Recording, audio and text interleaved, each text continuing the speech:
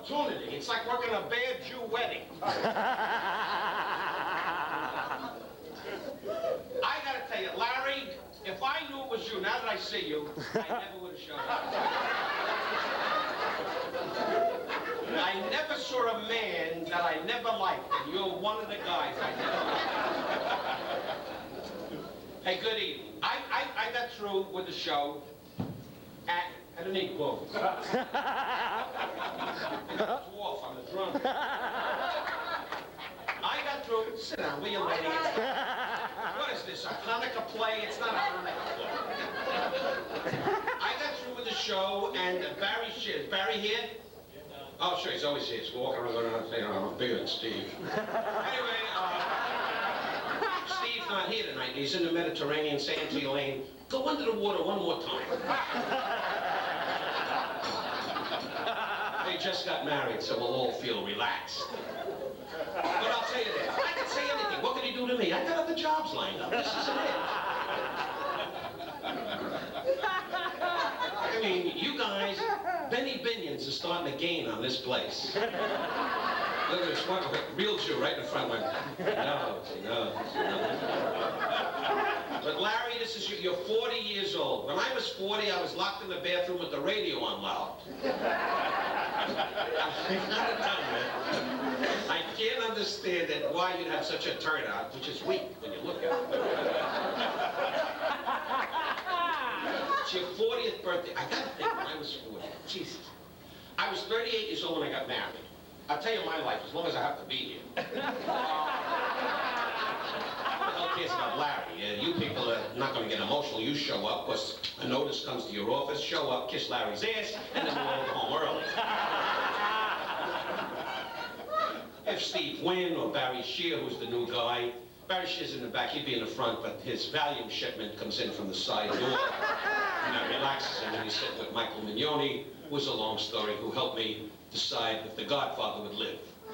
Anyway, I must say, though, that this hotel is really amazing, because Steve said to me, hey, wait till you see the new guy. And he didn't turn his head one way or the other, otherwise he would have ran into a chair. But he said to me, don't laugh, sweetheart, you could be out of work tomorrow. I don't know what the hell your job is.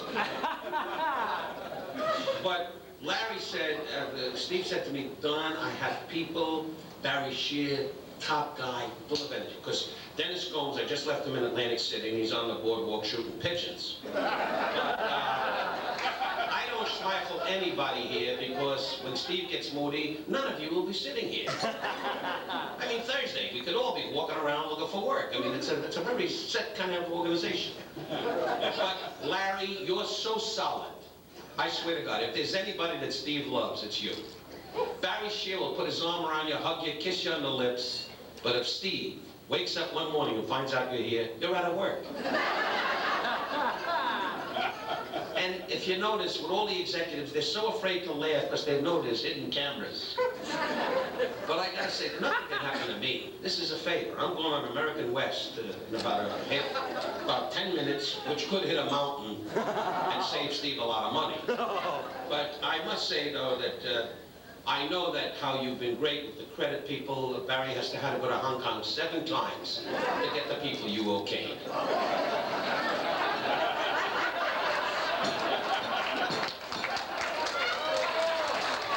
7 times the man had to talk to Chinks to take care of your schmeichling that you did. They said to them little chink midgets as they ran into your fly, oh boy, we'll take out. And Barry's exhausted. But you give him another Valium, and you put a rocket on his ass, and his kid goes, he goes. That's why Steve likes him. He breaks his ass, and Steve just sits there watching Siegfried and Roy, watching pigeons come out of their flies. So you have no problem, Larry. You're in solid.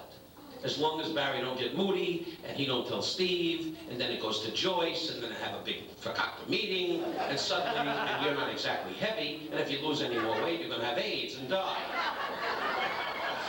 So, you have AIDS?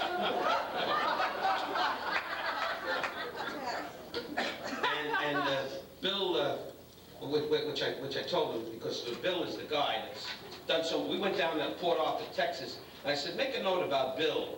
And Bill Witherspoon, why am I asking you? You're sitting there like Liberace left you in a will, for Christ's sake. Anyway, is it Witherspoon? Bill, what's Bill's last name? Bill, where are you, Bill? You know what I'm talking about. We went to Port Arthur, Texas together. Bill, God bless. And Bill was great to me. Bill and Danny Casellas, who's not here tonight, he doesn't believe Steve left the hotel and he's running through the lobby going.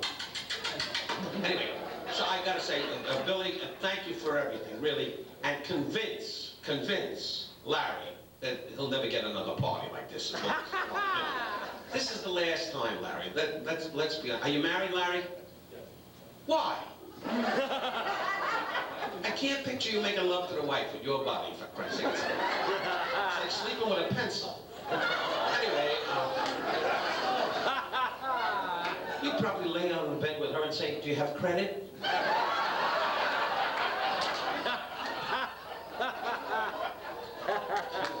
It's 105. Oh, I guess in the convention rooms they don't have air conditioning, right?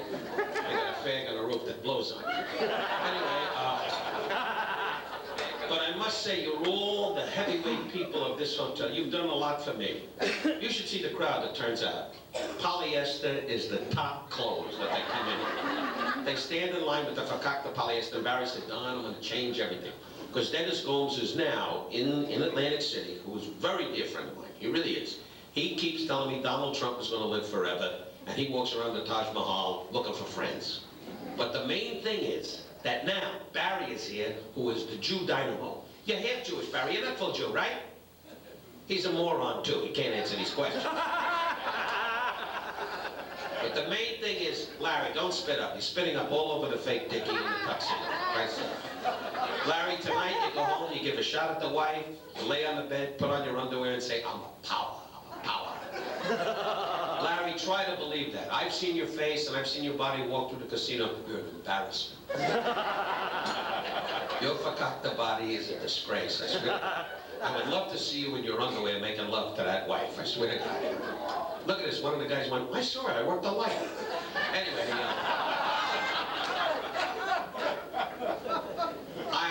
I say to you very honestly, this hotel, since I met Barry Shear, really, and I'm not going to do a put down about Dennis Gomes, because he was nice to me, and I've been here a while. I know Steve a long time. In fact, I know Steve 35 years when he used to sit on the Tropicana golf course in a beach chair with Elaine and go, Jesus Christ, Don doesn't know who I am. And I didn't want to. I didn't want to know who he was. And then I got to know him, and my life slowed up. But he is a dynamo, and he has great people around him. The guy is like, he gets up in the morning. He's the kind of guy, we were playing golf one day. I said, you know, I have an uncle with a brain tumor, and he said, I'm lying too. So, that gives you an idea of the kind of warmth this man brings. You people, you're afraid to laugh, you're afraid to do any goddamn thing because you need the job. I don't. I'm a Jew. I have a big home in Malibu. I know the President of the United States, who, by the way, I introduced Steve Wynn to. He was standing on the lawn. He said to me, he was in my dressing room a few weeks ago. He said, Don, I never met the President. We're going to be at the same party. Jerry Weintraub gave a party. I swear to God. And I said, listen, Steve, Larry, I'm telling this because I know you're going to be with the President soon.